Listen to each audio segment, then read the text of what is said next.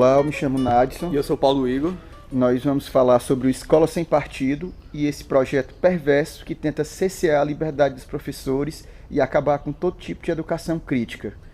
E que ganha terreno, né, e está ganhando muito terreno, não só no âmbito acadêmico, no âmbito político, mas também está ganhando projeção dentro do senso comum. Essa ideia do Escola Sem Partido está ganhando corpo na sociedade.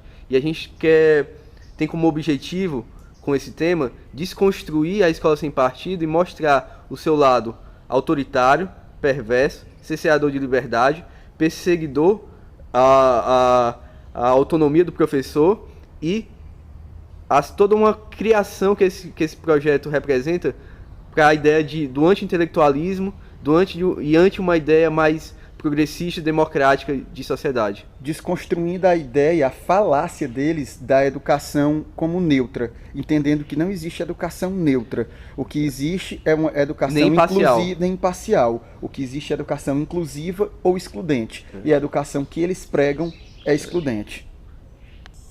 A gente vai perceber, vai tratar esse tema no seguinte sentido, em que quem criou, quais são os seus objetivos, os seus impactos, a quem interessa e quais as consequências para o ofício do docente dentro de uma escola fundamentada na censura e na mordaça.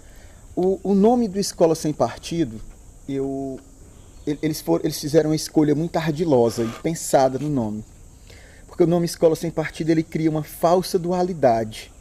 Ele cria a ideia de que se você é contra o Escola Sem Partido, é porque você quer uma escola com partido.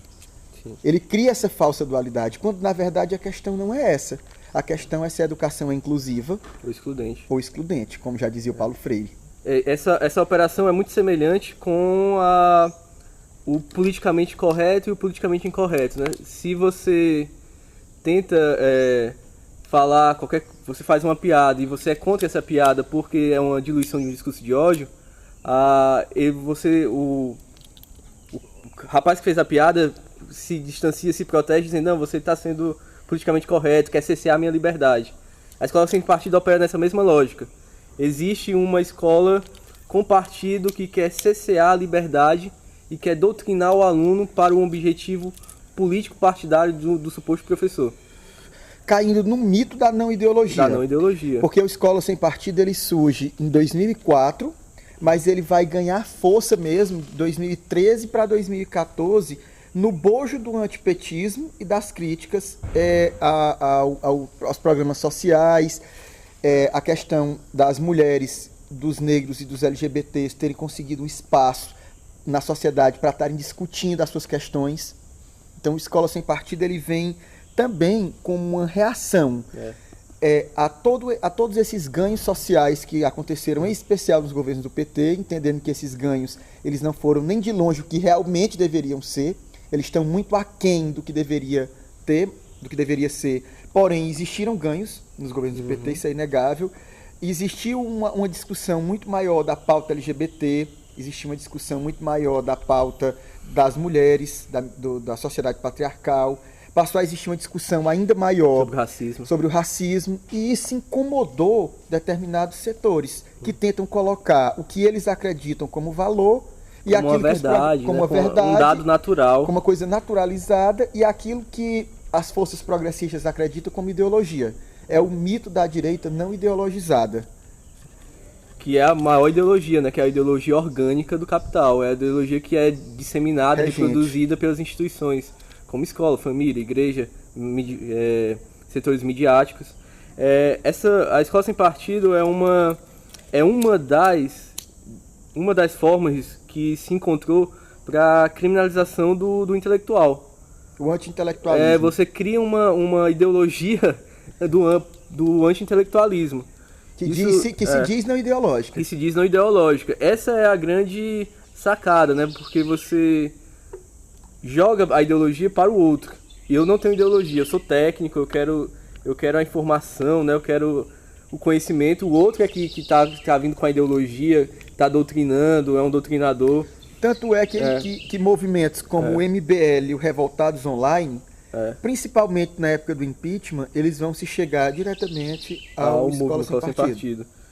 Que, apesar de ser tão sem bases, né, intelectuais, né, metodológicas, epistemológicas, eles ganharam força, né? É um discurso grosseiro, baixo, torpe, que visivelmente é para criminalizar o intelectual, no sentido abriga interesses políticos liberais conservadores, liberal na economia, conservadores nos costumes, mas dentro da casca do imparcial, buscando a neutralidade. E se vale desse mito de que existe uma neutralidade, uma imparcialidade para legitimar sua ideologia.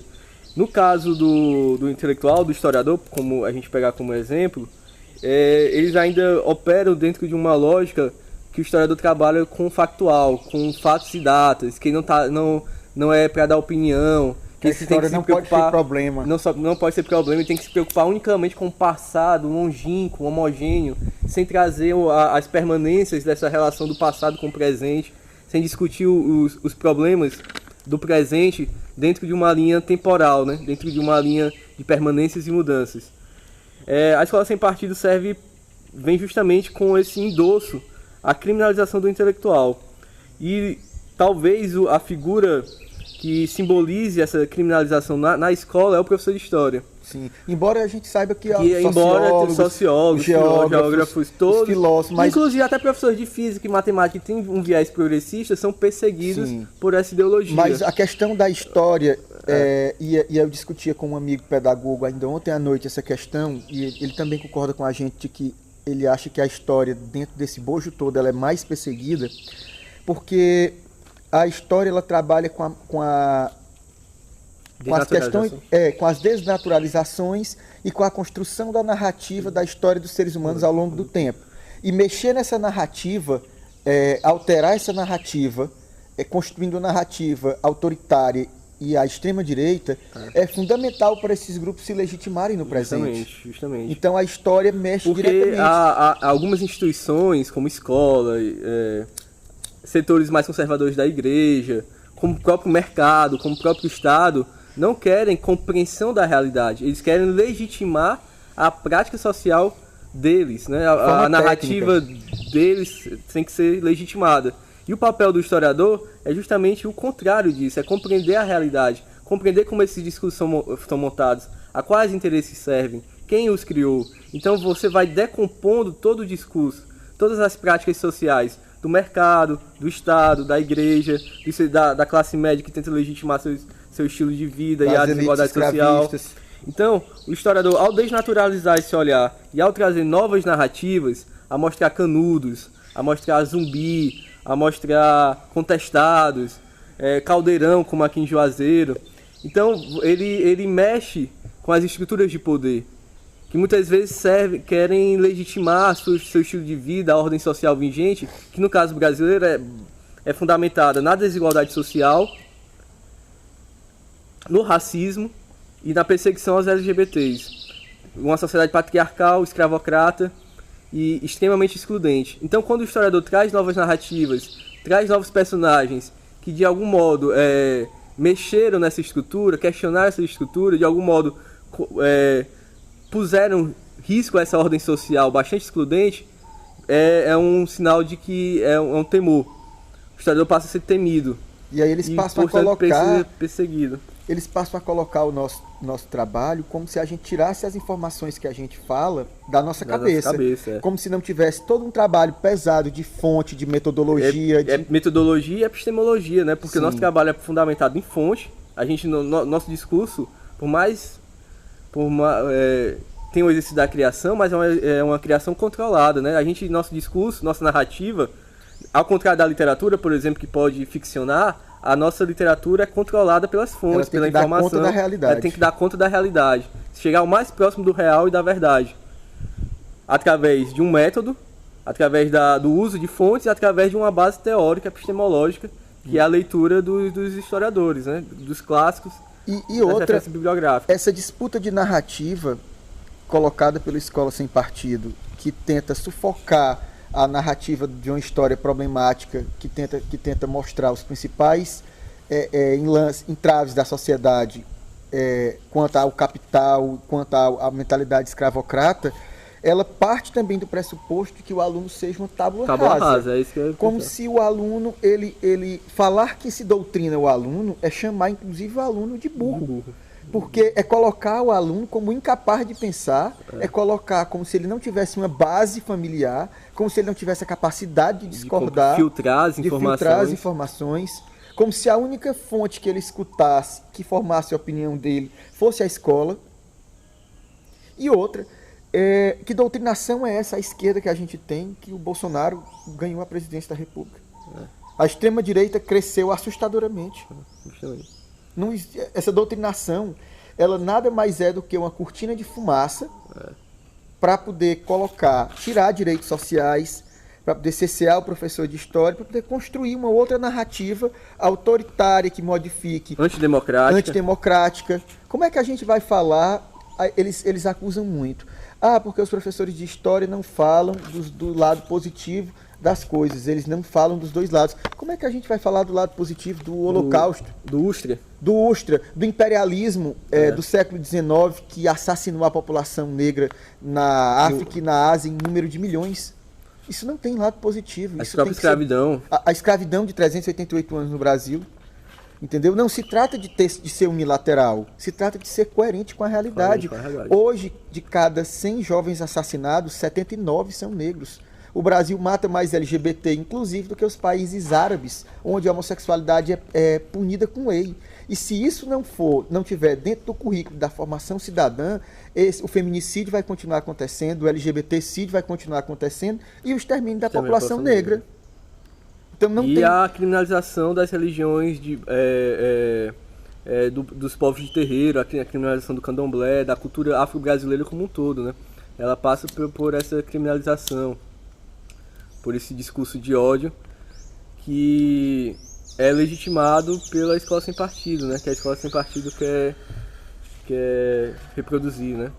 Uma outra coisa que eu presto muita atenção é que quando você vai olhar... e além disso, desculpa, tratar essa relação que você falou da relação aluno-professor, tratar uma escola extremamente mecanicista, uma escola dentro de uma lógica que já é superada.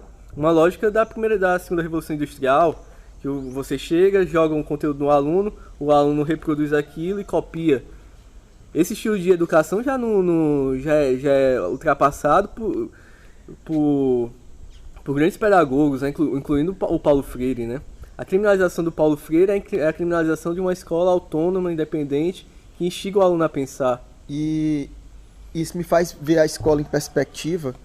Como professor de história, eu consigo olhar uma coisa. Nós temos um choque de pelo menos 3 gerações dentro da escola. Porque nós temos uma escola do século XIX, um modelo de educação bancário pertinente ao século XIX. Nós temos diretores e gestores escolares com a cabeça no século XX e alunos e muitos professores no XXI. Então isso causa um choque temporal assim, terrível. E uma coisa que me preocupa muito é perceber que o quão o termo sem partido para definir esse projeto é realmente uma falácia. Porque quando você vai olhar o predomínio do PSC, o PSC tem 5... É o campeão com 5 proponentes em bases estruturais para escola sem partido. 11 dos 19 proponentes são ligados a alguma questão religiosa. Então, eles falam, como a própria ministra dos Direitos Humanos fala, que existe na escola pública uma doutrinação para as religiões afro-brasileiras. Muitíssimo pelo contrário. Não, muito pelo contrário. Muito pelo contrário. O que existe com as religiões afro-brasileiras é uma perseguição da mais tremenda. Diluída em forma até de humor, de piadas. E o que é legitimado é o cristianismo. O problema em ser cristão? Nenhum. O cristianismo o Sermão da Montanha traz grandes ensinamentos, inclusive. O problema é você cercear o direito do outro a não ter religião ou a ter outro tipo de religião, afora o cristianismo. E aí eles fazem um ataque a nós historiadores, dizendo que nós somos anticristãos, que a gente não... Nada disso. O cristianismo é uma religião que tem sua importância histórica, como o candomblé tem a sua importância histórica, como a Umbanda. A gente é contra a satanização de determinados grupos religiosos, a criminalização, demonização de seus rituais e a criminalização das suas práticas. Esse é o nosso problema. Que aí, como no caso a religião de matriz afro-brasileira, afro-indígena, é extremamente perseguida pelo viés racista, né? Pelo viés da criminalização do negro no ponto de vista simbólico de suas manifestações culturais. O que a gente está sendo contra é o cerceamento, né? É o uso, é a instrumentalização da fé alheia para no sentido de um país mais autoritário, de um país que não atenda valores democráticos e diversos, né?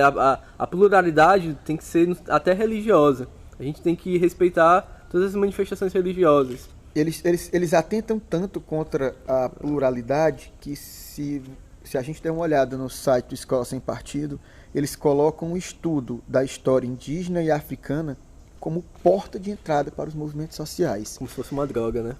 E outra, existe uma série de preconceitos aí que vai do começo à construção dessa ideia. Primeiro, o estudo de história indígena e africana é de fundamental importância por conta do extermínio indígena que ainda hoje acontece, e do extermínio negro que ainda hoje acontece, por conta dos direitos dessas populações que são mínimos, por conta do descaso social, com a questão dos negros, 388 anos de escravidão, de 518 de história, com a questão dos indígenas, o extermínio e a tomada da terra, por completo, quase que por completo. Quase que por completo. Outra. E eles colocam o movimento social como uma coisa terrível, como se fosse a porta de entrada para uma coisa ruim. Os movimentos sociais são de suma importância, bem como o estudo da história indígena e africana. E dentro do jogo democrático, você precisa de ter movimentos sociais, partidos, Mas é porque a classe média daqui e essas elites escravocratas, eles têm uma incompreensão de movimento social. Para eles, movimento na rua não significa democracia e pluralidade, significa baderna. E como eles são desordem. Por isso que as polícias do Estado têm um órgão chamado de CDC, que é Controle de Distúrbio Civil. Sim. Porque eles entendem manifestação popular, social, como um ato de vandalismo. Como ato de vandalismo. Então tem que coibir. De anomia social. De anomia social. É a classe média que eles dizem anarquia, que eles erram conceituando a anarquia, né? Mas é anomia social. E além do mais, né, o nosso país, a formação brasileira é a partir da contribuição também indígena e negra, né? Totalmente. A gente não pode vender essa narrativa de que o Brasil é uma continuidade de Portugal. E nem que ele é um país... Nem que é um país do congraçamento das raças. Como quis fazer acreditar... Da harmonia social, como o Freire acreditava. É um país que, desse encontro entre culturas e povos diferentes, dentro de uma tensão social, dentro de conflitos, dentro de assassinatos, dentro de estupros, dentro de uma perseguição política. Então, tem toda uma tensão social, cultural, econômica existente nesse processo de formação da sociedade brasileira, que tem como, vamos dizer, um tripé: a cultura indígena, a cultura africana e a cultura europeia / portuguesa. Então a gente tem que perceber que essas tensões, desnaturalizar um olhar do mito da democracia racial também. Que não existe. E é vendido lá fora como se existisse. Que dá endosso a uma série... até o turismo sexual, né? Uma ideia de que a figura do mulato é hipersexualizada para o desejo, para o corpo negro sendo mercantilizado para o desejo do branco turista, né? A gente pode perceber como essa ideia de democracia racial, de congraçamento das raças no Brasil é vendida lá fora e é mentirosa. Eu pude perceber muito isso quando eu convivi com um professor, colega de trabalho, em uma das escolas que eu dou aula, chamado Cécio. Ele é africano e ele veio morar em São Paulo inicialmente, quando ele veio morar no Brasil. Hoje ele mora em Fortaleza. E o Cécio, ele é negro retinto, tem a pele muito escura, e ele veio para o Brasil com a ideia que se vendia lá fora de que o Brasil, por ser o país do samba, o país do carnaval, do futebol, que tinha uma participação massiva da população negra, ele era um país sem tensão social e sem racismo. E foi o maior choque da vida do Cécio quando ele chegou aqui no Brasil para morar. Porque ele tomou logo um enquadro seguro, né, da polícia em São Paulo, que ameaçou colocar droga nas coisas dele.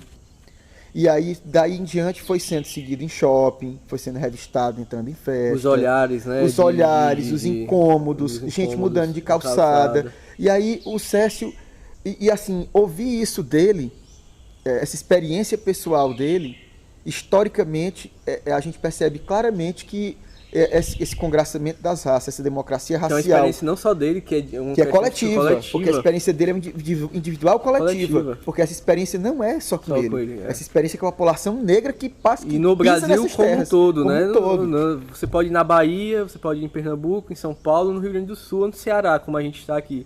O racismo ele está presente. Vai estar presente. E eu escutava com muita atenção o que ele falava e eu ficava assim, escutando com apreço à desconstrução que ele estava fazendo da ideia que se vende lá fora. Sim. E assim, foi tão pesado que ele percebeu assim, em pouquíssimo tempo, que a ideia vendida era mentirosa. Que é o que a Escola Sem Partido tenta colocar. A ideia dos movimentos como mimimi, como a ideia dos movimentos como se eles fossem... como se não tivesse necessidade. Fosse uma retórica do vitimismo. Do vitimismo, a retórica do vitimismo, exato. Que quando a gente sabe, na verdade, que não é. Que existe. Se você for olhar os dados, se você for olhar quem é que chega na educação superior... A retórica do vitimismo, a retórica do mundo tá chato hoje, você não pode falar mais nada, é esse incômodo de alguns setores sociais que sempre mostraram seu racismo, sua misoginia, sua homofobia de uma forma tão natural, tão esperada, que na medida que teve essa reação a esses discursos de ódio, se sentiram incomodados. E para se proteger dizem, não, a gente não é racista, a gente não é homofóbico, não. A gente só está fazendo uma piada, é brincadeira. Vocês que estão com esse vitimismo... Tentam neutralizar na piada o ódio. Que é o tipo de humor que faz o Danilo Gentili, que é o tipo de humor que faz o Carioca, que são pessoas que são favoráveis e apontam, inclusive, Escola Sem Partido como coisa importante. A gente percebe que há um todo que quer naturalizar esses discursos, né? Esses discursos são reproduzidos e naturalizados por essas instituições disciplinares, pela mídia, pela televisão, pela bancada da bala, do boi, da Bíblia, né? A bancada BBB, e pelo mercado, pelo próprio Estado. E aí, quando surge o profissional, sobretudo de humanas, a figura do professor de história, desnaturalizando o olhar, como a gente já falou isso no início, dá um medo. Só um medo, porque a preocupação, a escola, nesse viés, é também para reproduzir esses discursos de ódio, é tentar naturalizar. E o historiador vai na contramão dessas narrativas. Então ele se coloca contra essa educação bancária que não problematiza, não leva a escola para as questões da rua, da cidade, do país. Uma outra coisa que eles querem... Uma escola pseudo-neutra que está só preocupada em fazer uma linha de montagem para levar o aluno para educação superior, para passar no vestibular. Não tem nenhuma preocupação humanística, cidadã, problematizadora, pensante. É só uma massa de alunos que tem a capacidade de resolver questões para passar no vestibular e entrar, depois pegar um título de diploma e se inserir no mercado de trabalho de alto valor. Essa linha de educação bancária é muitas vezes posta em questionamento pela figura do historiador, pela figura do sociólogo, do filósofo, e isso incomoda esses grupos sociais que põem seus filhos, né, na escola e querem que seja um desdobramento dos valores que ele tem na família, né? E aí quando ele entra em choque com outras ideias, com outras narrativas, o pai do aluno, por exemplo, não quer. O diretor da escola não quer desagradar o pai porque paga mensalidade, vai cesseando o direito, a liberdade que o professor de história tem de ensinar, né? De provocar, de trazer novas ideias. A ideia de meritocracia está muito inclusa disso. Está muito inclusa. A ideia de meritocracia é você pegar as instituições, a família, né? Você determinados comportamentos, determinados valores, você recebe um prêmio ou você recebe um castigo, né? Na escola, também você tem isso. Os bons alunos ganham prêmios, são premiados na escola toda, botam 10 alunos para comentar como é o professor, cria-se essa exclusão daqueles que sabem e daqueles que não sabem, né? É um reforço do discurso meritocrático, que separa o aluno inteligente do aluno ineficiente. E mais, que separa o aluno da escola particular da escola e o aluno pública. Da escola pública. Por exemplo, criminaliza a escola pública e criminaliza o próprio aluno da escola pública. Esse discurso do Escola Sem Partido, ele tenta naturalizar a meritocracia como um valor da sociedade, quando na verdade a gente sabe que isso não é verdade. Eu dei aula em 2 terceiros anos, respectivamente, no mesmo período, de escola particular, num bairro de poder aquisitivo interessante na cidade, e dei outro no 3º ano de escola pública. Eu tinha 2 alunos, respectivamente, que queriam fazer direito, um na escola particular e outro na escola pública. Só que tinha uma diferença grotesca. O meu aluno da escola particular, ele passava o dia estudando no sistema integral, manhã e tarde, tinha professor particular quando tinha necessidade, tinha gente que a família comprava o tempo livre dele para entregar lanche na mão dele. Então ele tinha toda uma estrutura, uma autoestima. Preparo, ver os pais lendo, né? Provavelmente às vezes são professores de direito. Sim, sou da área do direito. E o meu aluno da escola pública, ele era frentista de posto. Ele acordava bem cedo, ele estudava à noite. Na verdade ele estudava à tarde, mas tinha dias que ele assistia aula pela noite, por conta do horário que ele perdia. E ele tinha que acordar bem cedo, pegar o ônibus lotado e passar o dia trabalhando de frentista no posto. Ele trabalhava mais de 8 horas diárias. Logo, onde é que a gente vai perceber que existe meritocracia num aluno passar e no outro não? A meritocracia é o mérito é socialmente construído, né? Para qual grupo vai? E eles querem legitimar isso através da educação. Porque utilizando a escola sem partido, tanto que uma das coisas que eles acusam os professores de história é da gente não falar do liberalismo. O liberalismo é falado sim em sala de aula. A primeira revolução industrial, inclusive, a gente fala dos teóricos do iluminismo. Do iluminismo. Iluminismo. Como é que a gente vai falar de iluminismo? Como é que a gente, sem falar a independência americana. As revoluções burguesas no século XVIII. Que não queriam mais a interferência do rei na economia. Então, agora, o que a gente não pode é romancear um sistema liberal meritocrático que não existe, porque existe o privilégio de classe, o privilégio de ter acesso ao capital cultural, e o de não ter, de ter que trabalhar, e o de ser o que o Gessé Souza chama de ralé, e isso a gente não pode naturalizar. E o que a gente mostra é que essa burguesia que foi revolucionária no século XVIII passa a ser conservadora no século XIX, né? E aí que ela começa os movimentos organizados dos trabalhadores começam a lutar por direitos, ela começa a querer não só cessear esses trabalhadores, né? Acabar com o movimento trabalhista, mas ao mesmo tempo criar um discurso que legitime, são as leis naturais, que naturalize todas as desigualdades do capital, sim, das relações do capital. E aí, uma coisa, o Escola Sem Partido, ele tendo passado ou não, porque a tentativa de passar, ele não passou a nível federal, inclusive ele foi arquivado, e vão começar do zero agora na gestão do Bolsonaro, assim que a Câmara se empossar agora em fevereiro. Mas em alguns municípios, em alguns estados, foram feitas tentativas, obviamente, nas esferas municipais e estaduais, de tentar passar. Mas, independente disso, ele virou um modus operandi vivendi do cerceamento do professor de ciências humanas, em especial de história, na sala de aula. Ele já virou isso.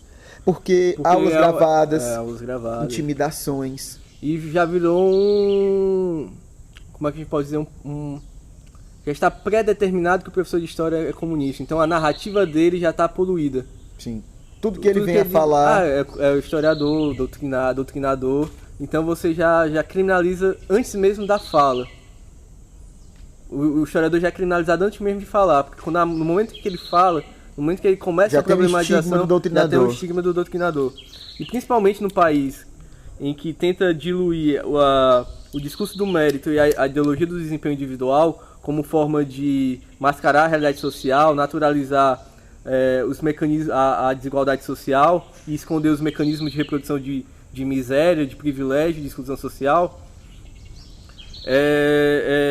fica muito mais utilizado, né, a retórica do professor doutrinador. Se ele está sendo contra o mérito, se ele está sendo contra a ideologia do desempenho individual, não é porque ele está pensando num Brasil mais democrático, mais plural, mais livre, mais em que se democratize o acesso às oportunidades. Não, ele está falando isso porque ele é um doutrinador comunista, que quer doutrinar o aluno, que não quer ensinar. Ele quer levar esse aluno para as fileiras do partido. Sim. Ou a acusação tão bizarra quanto que é ensinar o aluno a ser homossexual. Primeiro que homossexualidade não se ensina. Primeiro que nem é doença, né? Para começar, né? A gente tem que começar até com desconstruir o discurso de homossexualismo, né? Relacionar a doença, né? Primeiro que não se ensina homossexualidade porque é uma orientação sexual, né? E segundo, é fundamental se discutir gênero num país que mata a população LGBT abertamente, como já foi dito. E é um conteúdo histórico. Sim. Porque a perseguição de gênero... Tentam trabalhar como se isso fosse um dado meramente biológico, que o professor não pode nem tocar no assunto. Mas o discurso, por exemplo, que trata como algo anormal a homossexualidade, é um discurso histórico, que tem suas intenções históricas. Se a gente pegar Vigiar e Punir do Foucault, a gente vai compreender isso muito bem, né? Como essas instituições disciplinares que querem moldar um corpo dócil e produtivo ao sistema, começa a excluir, criminalizar determinadas práticas, determinadas padrões de comportamento, né? Existe o padrão de comportamento correto e um padrão de comportamento incorreto, que vai fazer com que se persiga as mulheres, que se persiga os homossexuais, que se persiga os negros, isso na Constituição do século XIX, e que tem permanências até hoje. Sim. E outra coisa, a maneira como a tecnologia hoje ela está na mão da juventude em forma de celular, fica muito mais fácil instigar com que esses alunos cesseiem os professores com filmagem, com vídeos deslocados do contexto, como fez a deputada Ana Carolina Campanholo, como fez o próprio Bolsonaro um dia depois de se eleger, porque ele fez 2 vídeos, um após se eleger, ele incitou os alunos a filmarem os professores, e em um outro vídeo ele cita nome de professor, ou seja, ele legitima, ele é o presidente da República e a fala dele tem um peso social. Impacto. E já eleito, ainda não empossado, mas já eleito, ele não só instigou em um vídeo, primeiro, aos alunos filmarem os professores, o que é crime, se a aula não for pública é crime, como ele divulgou o nome de professores, isso cria uma esfera de perseguição completa, fascista. Fascista. Isso é o tipo, a gente está cultuando, eles estão fazendo a cultura da delação. Cultura da delação, da perseguição, e que isso é extremamente totalitário. Falando em nazifascista, uma aula minha de nazifascismo foi gravada, cortada os pedaços dos áudios, criado um WhatsApp falso e mandado para a coordenadora da escola. Então, a mesma escola do qual uma juíza interviu por conta de acreditar que eu sou um doutrinador e deu uma carteirada e eu fui demitido. A mesma escola que quis colocar um psicólogo para assistir minha aula de reforma protestante. A mesma escola que me chamou a atenção porque eu falei mal do Carlos Alberto Brilhante Ustra. Que figura, né? Aliás, eu não falei mal não, eu falei a verdade sobre ele. Falar do mal se eu tivesse inventado alguma coisa. A mesma escola. A mesma escola que queria construir uma narrativa de que a ditadura foi sim interessante na visão deles. A mesma escola que dizia que eu mostrar os dois lados, que eu tinha que falar dos torturadores do PT na época da ditadura. O PT nem existia, né? Sendo que o PT nem existia. Existe no final dos anos 80. A mesma escola que disse, durante 7 anos de trabalho, que eu fazia uma doutrinação ateia ou comunista, sendo que eu nem sou ateu nem comunista. A construção de bode expiatório. A construção do bode expiatório, que culminou com a minha demissão da escola. E isso não está acontecendo comigo, não. Isso é um retrato. Aqui na cidade de Fortaleza, eu tenho notícia desse meu caso, obviamente, de um outro caso que um promotor, um pai de um aluno, interviu e o professor foi demitido, e 2 professores da faculdade de Grande Fortaleza, que foram demitidos porque se posicionaram contra o Bolsonaro. Então, a gente vai viver um momento de perseguição, de caça às bruxas. A perseguição não só no sentido da perda do emprego, né, na intimidação, né, dentro da escola, né, do descrédito. Como o assassinato simbólico, né, o assassinato da tua reputação. Que aí você criminaliza esse professor pela via virtual, né? E aí você não sabe quem matou, quem assassinou. Você só foi assassinado, levou um tiro, assassinou tua reputação, a tua dignidade enquanto professor, mas você não sabe quem é essa pessoa, né? Qual o padrão ético de sociedade a gente está montando a partir de um pensamento totalitário como esse de perseguição ao professor. E um pensamento que não fomenta a memória. Não fomenta a memória. Um pensamento acrítico. Aliás, qual memórias, né? Que memórias querem ser levantadas, né? E como eles querem tratar essas memórias, né? Se é de uma forma realmente problematizadora, dentro de uma compreensão histórica, ou se é uma memória romanceada, que esconde as tensões, os conflitos, que naturaliza os preconceitos, que naturaliza práticas políticas de cerceamento à liberdade e à violação dos direitos humanos. Que tipo de memória a gente quer montar? Isso aqui pode ser a memória da ditadura militar, mas pode ser a memória sobre a escravidão, sobre a memória da luta das mulheres por direitos, do nazismo. Como pode ser a memória da população LGBT. A população LGBT. Historicamente exterminada. Pode ser a criminalização de figuras históricas importantes como Zumbi dos Palmares. Desmobilizar a luta contra a escravidão. Então você tem todas essas questões, né, que se trabalha, está relacionado com a memória, com a ideologia, com o poder social, poder político, poder econômico, de querer sobrepor uma determinada narrativa independentemente da veracidade dos fatos. Uma outra coisa que eles colocam, que é interessante a gente discutir, é que eles batem muito na tecla de que quem educa é a família, porque a escola tem que educar para a família, não, a escola tem que educar para a sociedade. A escola tem que educar para que...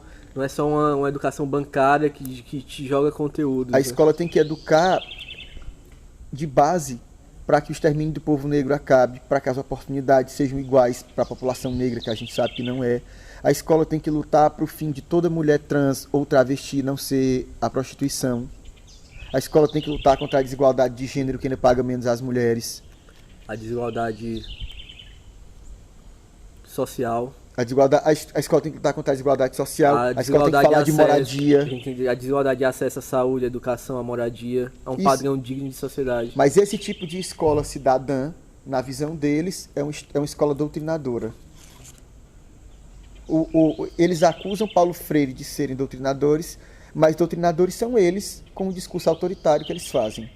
Cercear as liberdades do pensamento crítico é criar a doutrina da não crítica. E eles criam uma falácia, né? Porque tudo que não se tem, né, no Brasil, de um modo geral, é uma educação sobre o libertário, dos olhos do Paulo Freire, né? A gente tem uma educação bancária, elitista, excludente, que se preocupa meramente em fazer uma linha de montagem de alunos para passar no vestibular. Quem se preocupa em colocar Paulo Freire nas escolas são justamente as escolas de classe média altíssima e de elite. Alternativas que têm métodos construtivistas que utilizam Paulo Freire do começo ao final, que inclusive é o terceiro teórico mais citado. É Paulo Freire para rico e Olavo de Carvalho para pobre. Tanto é que Finlândia o Paulo Freire, primeiramente, é mais citado que... É o terceiro intelectual mais citado. Agora pesquisa aí as citações do Olavo de Carvalho. A não ser desse de roqueiro arrependido dos anos 80, pseudo rebelde, não tem não. Mas o Paulo Freire é citado na Finlândia. Quem tem uma educação melhor, o Brasil ou a Finlândia? Nos Estados Unidos, tem até um relato do The Intercept, que uma socióloga fala que quando foi estudar nos Estados Unidos, um dos teóricos que ela estudou foi Paulo Freire. Dentro de uma sala em que tinha uma pessoa de esquerda como ela, um liberal, um cara mais de centro-direita, de centro-esquerda, todos discutiram Paulo Freire. Nenhum saiu um marxista, um comunista. Não, eles aprenderam a pensar, fazer uma educação construtiva, no sentido de que ela é para abranger a todos os alunos, não reforçar segregação daqueles que sabem, daqueles que não sabem. É proporcionar o exercício da fala, do exercício da pluralidade, em que todos participem, em que todos aprendam, nos seus ritmos diferentes. Os defensores do Escola Sem Partido, eu categorizo... Ou seja, portanto, o Paulo Freire meramente é um embuste de uma direita acéfala. Mas é o que eu ia colocar. Eu divido em dois. Uma parte é uma direita completamente idiota e acéfala, e outra parte sabe da importância e sabe que o que está dizendo é mentira. Por exemplo, o Miguel Najib. O Miguel Najib, ele é advogado, e ele anda dando palestra por aí sobre educação, porque ele se acha gabaritado mesmo para falar de doutrinação. Nunca deu aula. Nunca deu aula na vida. Nunca pisou em ensino médio. Talvez nunca tenha livro. Só conversa. E aí o Miguel Najib diz, nas palestras que ele dá sobre escola sem partido, inclusive ele é procurador, salvo engano, ele diz que o Paulo Freire, ele foi usado pelo PT para legitimar as ideias do PT, quando na verdade a obra do Paulo Freire com o governo do PT nem se cruzam. Não se cruzam. Nem se cruzam. Eu acho que só se ele foi no Matrix, isso que ele criou na cabeça dele. Historicamente, o Paulo Freire é muito... A obra do Paulo Freire é muito antes do surgimento do PT, que é no final dos anos 80. O Paulo Freire já estava... há 20 anos antes, já estava trabalhando... Já estava pensando no modelo de educação crítica. E com resultados, né? Ele alfabetizou no Nordeste uma boa parte da população brasileira. Inclusive o Mobral, ele foi preso olha o crime que ele cometeu: educar analfabetos.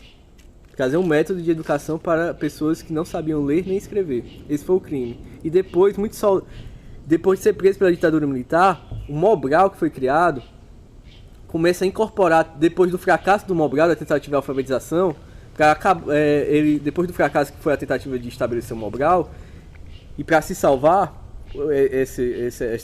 essa política, começaram a incorporar métodos do Paulo Freire. Veja você, ele foi preso pela ditadura militar, foi criminalizada sua metodologia, para depois o próprio regime militar, na sua política educacional, depois do fracasso da sua tentativa de implantar sua política educacional de alfabetização, passa a incorporar os métodos do Paulo Freire. Então a gente tem que perceber primeiro, como é importante esse pedagogo, como é importante a sua luta por uma educação, e perceber que a perseguição ao Paulo Freire é porque ele toca em hierarquias sociais muito rígidas e muito engessadas.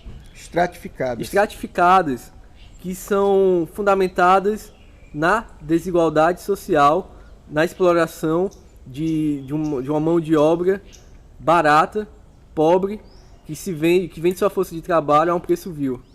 E a manutenção desse sadismo, porque essa exploração se dá em dois sentidos.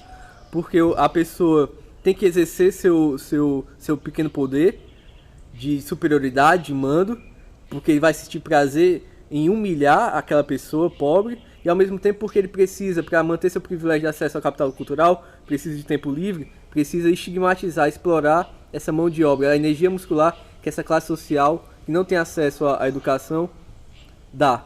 A ideia deles por trás de tudo isso é de que o pobre pode até aceitar algum tipo de caridade, mas jamais justiça social ou se perguntar por que é pobre. Por que é pobre.